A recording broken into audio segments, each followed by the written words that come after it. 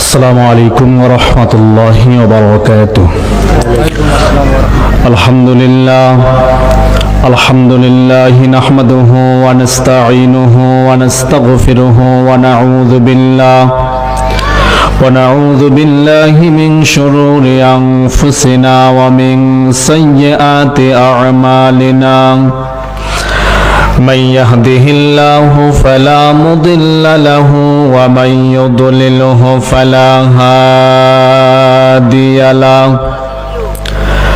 ونشهد أن لا إله إلا الله وحده لا شريك له ونشهد أن سيدنا حبيبنا ونبينا ومولانا محمدا عبده ورسوله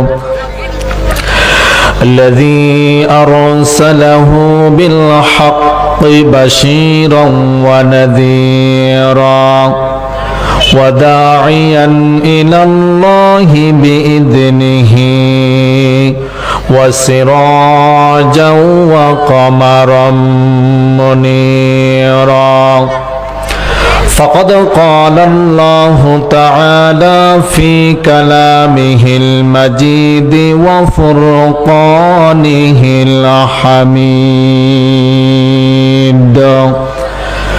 সকলে জবান ছেড়ে দিয়ে আমার সাথে পড়ুন আউযু বিল্লাহি মিনাশ শাইতানির রাজিম।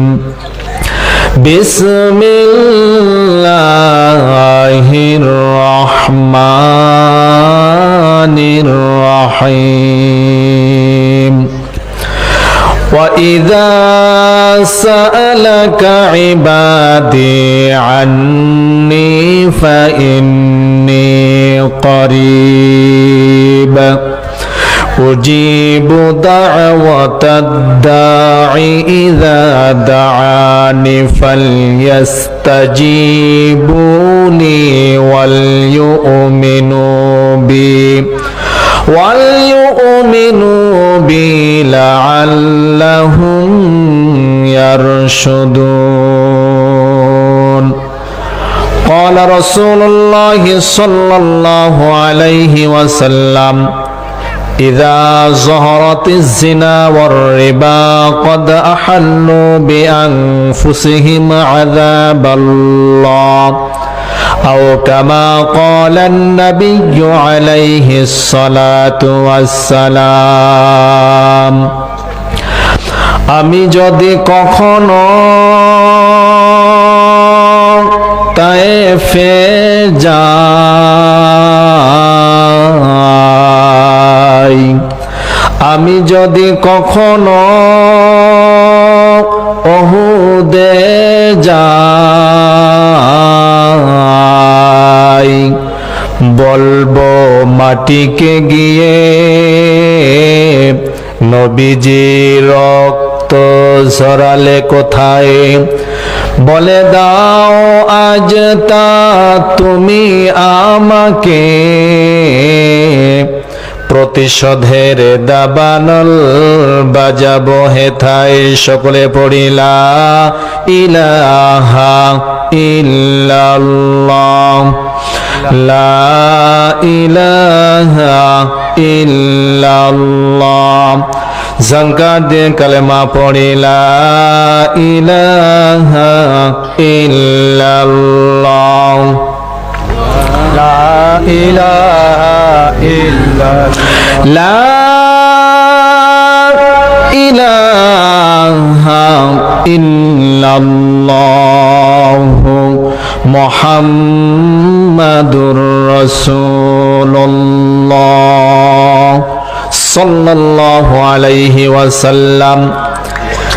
3 লক্ষ মসজিদ, 5.5 লক্ষ মাদ্রাসার দেশ, পৃথিবীর দ্বিতীয় বৃহত্তম মুসলিম রাষ্ট্র, আমার প্রিয় মাতৃভূমি বাংলাদেশের সীমানা ঘেঁষে একটি জেলা। রংপুর অঞ্চলের গুরুত্বপূর্ণ একটি জেলা কুড়িগ্রাম, রাজারহাট উপজেলার সিনাই ইউনিয়নের মিড়েরবাড়ি ঝাড়খোলা যুব সমাজের উদ্যোগে আজকের এই ঐতিহাসিক তাফসিরুল কোরআন মাহফিলের শ্রদ্ধাভাজন সম্মানিত সভাপতি, খানায়ে কাবার মেহমান, হুজ্জাজে বাইতুল্লাহ জুয়ুফুর রহমান আলহাজ মোহাম্মদ সুলাইমান আলী ব্যাপারী, আতালাল্লাহু উমরাহু ওয়া বারাকাল্লাহু ফি হায়াতি, সকলে পড়ি আল্লাহুম্মা আমিন। আজকের মাহফিলের প্রধান আলোচক, প্রধান বক্তা, উত্তরবঙ্গের আলোড়ন সৃষ্টিকারী, আল কোরআন গবেষক, ইসলামী সঙ্গীত শিল্পী, কুষ্টিয়া ইসলামী বিশ্ববিদ্যালয়ের মেধাবী ছাত্র হযরতুল আল্লাম মাওলানা মোহাম্মদ হারুনুর রশিদ হাফিজাহুল্লাহ। আজকের মাহফিলে আমার পূর্বে কোরআন এবং হাদিস থেকে দালিলিক ভিত্তিক আলোচনা করেছিলেন আজকের মাহফিলের তৃতীয় মেহমান হাফেজ মাওলানা মোহাম্মদ হারুনুর রশিদ।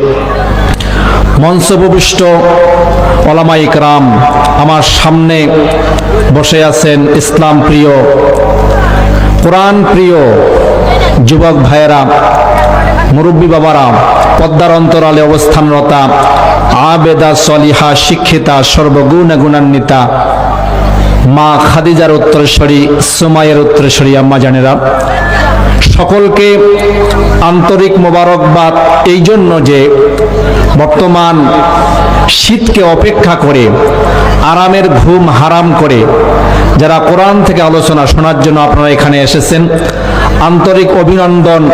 ইসলামের রীতিনীতি অনুযায়ী সকলকে সালাম, আসসালামু আলাইকুম ওয়া রাহমাতুল্লাহি ওয়া বারাকাতুহু। ওয়ালাইকুম আসসালাম ওয়া রাহমাতুল্লাহ। সর্বপ্রথম সেই মহান রব্বুল আলামিনের দরবারে শুকরিয়া জ্ঞাপন করছি, যিনি আমাদেরকে আজকের এই তাফসিরুল কোরআন মাহফিলে আসার তৌফিক দান করলেন। প্রাণ উজাড় করে অন্তরে অন্তরস্থল থেকে হৃদয়ের সবটুকুন ভালোবাসা আবেগ উজাড় করে একবার পড়ছি আলহামদুলিল্লাহ।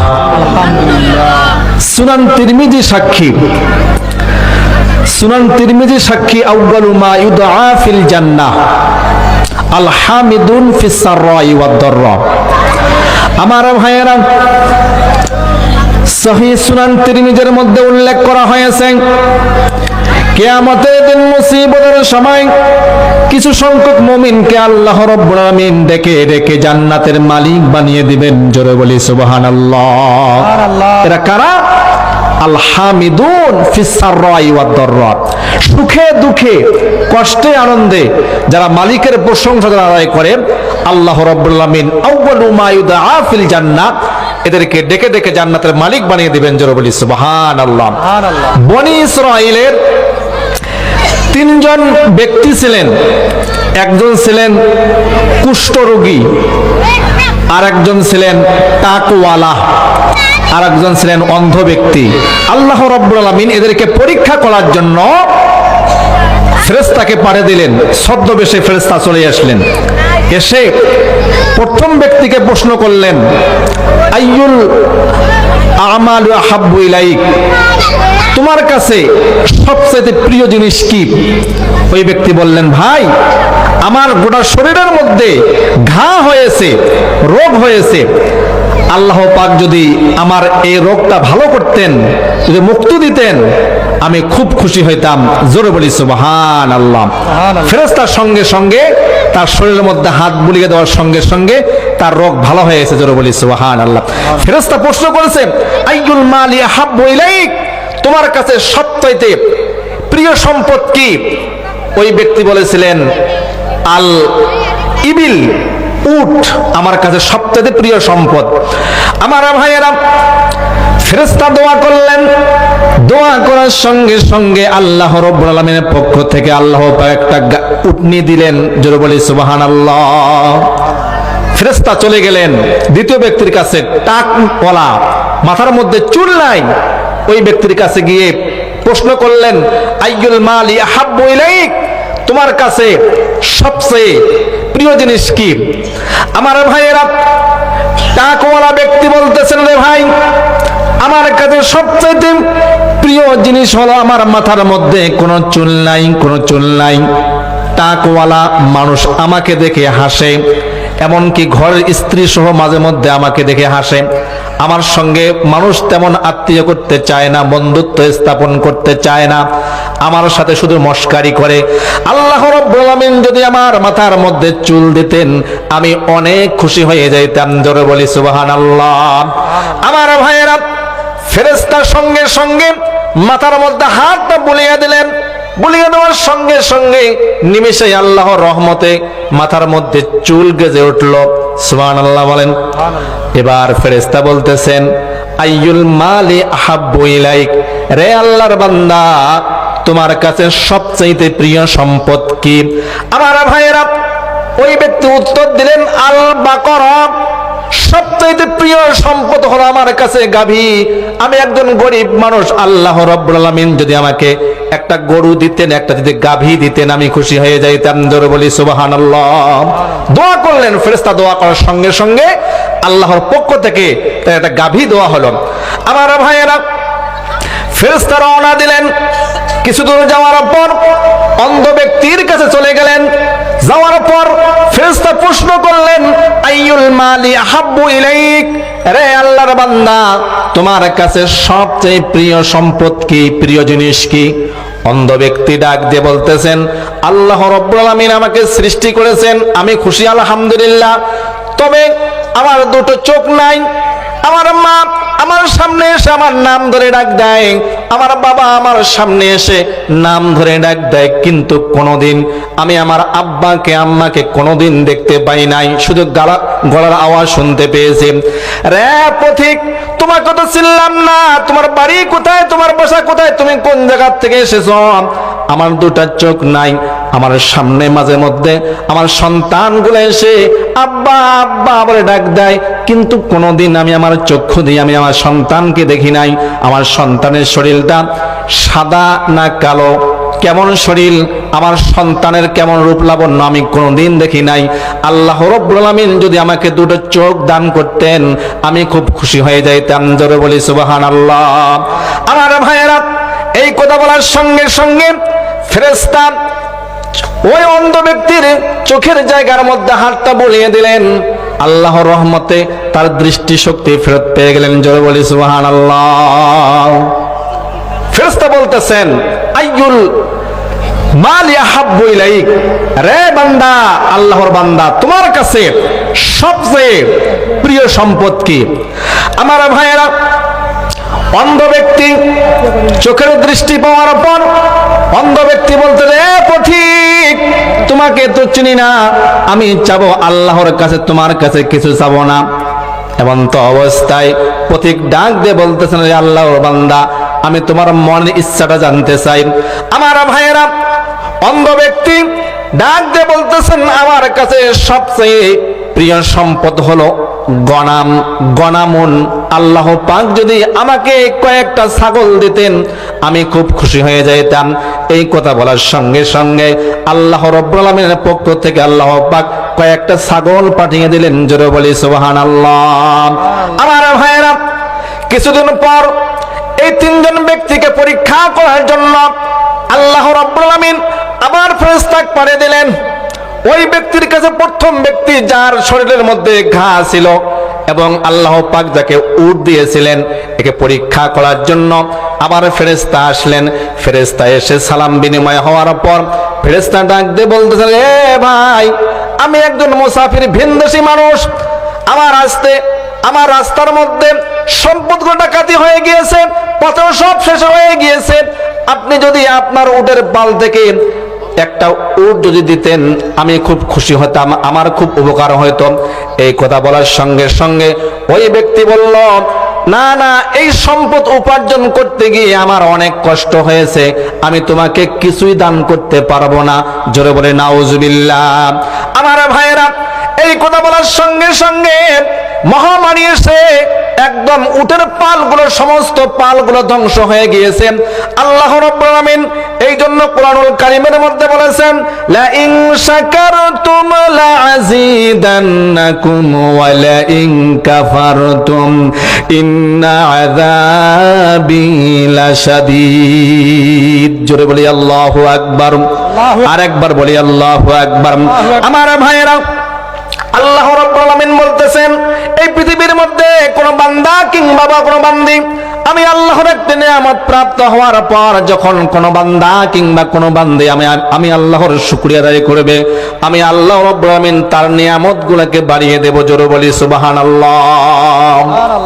তো ওই ব্যক্তি অস্বীকার করলেন যে ভাই, এই সম্পদ উপার্জন করতে গিয়ে আমার অনেক কষ্ট হয়েছে, আমি আপনাকে কিছু দান করতে পারবো না, কিছু দান করতে পারবো না। আমার ভাইয়েরা, দ্বিতীয় ব্যক্তির কাছে গেলেন। ওই যে টাকওয়ালা, মাথার মধ্যে চুল ছিল না, সালাম বিনিময় হওয়ার পর বলতেছেন, ভাই আমি ভিনদেশী একজন মুসাফির, আমার এখানে আসতে রাস্তার মধ্যে ডাকাতি হয়ে গিয়েছে, আমার সম্পদগুলো সব শেষ হয়ে গিয়েছে, আমার পাথর শেষ হয়ে গিয়েছে। আপনি যদি আপনার এই গরুর পাল থেকে যদি একটা গরু যদি আমাকে দিতেন, আমি খুব খুশি হতাম। ওই ব্যক্তি বলতেছেন, না না ভাই, এই সম্পদ উপার্জন করতে গিয়ে আমার অনেক কষ্ট হয়েছে, অনেক কষ্ট হয়েছে, আমি দিতে পারবো না। আমার ভাইরা, সহিহ বুখারীর হাদিস বলতেছি, এই কথা বলার সঙ্গে সঙ্গে মহামারী এসে ওই গরুর পালটাকে আল্লাহ পাক ধ্বংস করে দিয়েছেন। জোরে বলে নাউজুবিল্লাহ। ওয়ালা ইন কাফারতুম ইন্না আযাবি লাশাদীদ। আল্লাহ পাক বলতেছেন, আমার নিয়ামত প্রাপ্ত হওয়ার পর যারা আমার শুকরিয়া যারা আদায় করবে না, আমি ওদের কাছ থেকে নিয়ামতগুলো ছিনিয়ে নেই। এই বলে শেষ নয়, কঠিন দিনে, কঠিন কিয়ামতের দিন, মুসিবতের সময়, যেদিন কোনো মানুষেরা আপন হবে না, এমনকি নিজের সন্তানও আপন হবে না আপনার জন্য, আপনার স্ত্রীও আপন হবে না। আপনি যার জন্য আপনি আপনার সন্তানের জন্য মাথার ঘাম পায়ে ফেলে আপনি সম্পদ উপার্জন করতেছেন, টাকা ইনকাম করতেছেন, আপনার এই সন্তানও কিয়ামতের দিন আপনার জন্য আপন হবে না। সেই দিনে আল্লাহ রাব্বুল আলামিন বলতেছেন, ইন্না আযাবি লাশাদীদ। যারা শুকরিয়া যারা আদায় করবে না, কিয়ামতের দিন, কঠিন দিনে এদের জন্য আমি কঠোর আযাবের ব্যবস্থা করব। জোরে বলে নাউজুবিল্লাহ। আমার ভাইয়েরা, ফেরেশতা এবার চলে গেলেন ওই অন্ধ ব্যক্তির কাছে। যাওয়ার পর সালাম বিনিময় হয়ে গেল। হওয়ার পর বলতেছেন, রে ভাই, আমি একজন ভিনদেশী মুসাফির, আপনার এখানে আসার সময় রাস্তার মধ্যে ডাকাতি হয়ে গিয়েছে, আমার সম্পদ সব শেষ হয়ে গিয়েছে, পাথর শেষ হয়ে গিয়েছে। আপনি যদি আপনার ছাগলের পাল থেকে যদি একটা ছাগল যদি আমাকে দিতেন, আমি খুব উপকার হইতো, আমার খুব উপকার হইতো। ওই ব্যক্তি বলতেছেন, রে ভাই, এক সময় আমি ছিলাম অন্ধ, আমার কোনো চোখ ছিল না, এই পৃথিবীর আলো বাতাস, এই নাচ নিয়ামতগুলো আমি কিছুই দেখতে পারতাম না। আল্লাহ রাব্বুল আলামিন আমাকে চক্ষু দিয়েছেন। সুবহানাল্লাহ বলেন। আমি এক সময় ছিলাম খুবই গরিব, অসহায় ছিলাম, দিন আনি দিন খাইতাম। আল্লাহ রাব্বুল আলামিন আমাকে সম্পদ দিয়েছেন। ও ভাই মুসাফির, আপনার মন যা চায় এখান থেকে আপনি জয়টা ছাগল ইচ্ছা তয়টা ছাগলে নিয়ে যাবেন। সুবহানাল্লাহ বলেন। আর একবার জোরে বলে সুবহানাল্লাহ। উনি দান করতে স্বীকার করলেন, দান করতে রাজি হওয়ার কারণে আল্লাহ পাক তার ধন সম্পদ গুলো নষ্ট করেন নাই। জোরে বলি সুবহানাল্লাহ। সেই আল্লাহর শুকরিয়া আদায় করি। আর একবার বলি আলহামদুলিল্লাহ। আলহামদুলিল্লাহ। নবীর প্রতি একবার দরুদ পাঠ করি, যেই নবীর ওসিলায় আমরা কোরআন পেয়েছি। সালাতুস সালাম পেশ করছি সেই মহান ব্যক্তিত্বের সৌজন্যে, যিনি বিশ্ব মানবতার মুক্তির পথিক, হাশিমি বংশের কাঙ্ক্ষিত প্রদীপ, মসজিদ নববীর সবুজ গম্বুজের নিচে শায়িত অবস্থায় আছেন আমার প্রিয়, আমার আপনার কলিজার টুকরা নবী জনাবে মুহাম্মদুর রাসূলুল্লাহ সাল্লাল্লাহু আলাইহি সাল্লামের প্রতি একবার দরুদ পাঠ করি। সকলে বলি আল্লাহুম্মা সাল্লি আলা, আল্লাহুম্মা বারিক আলা।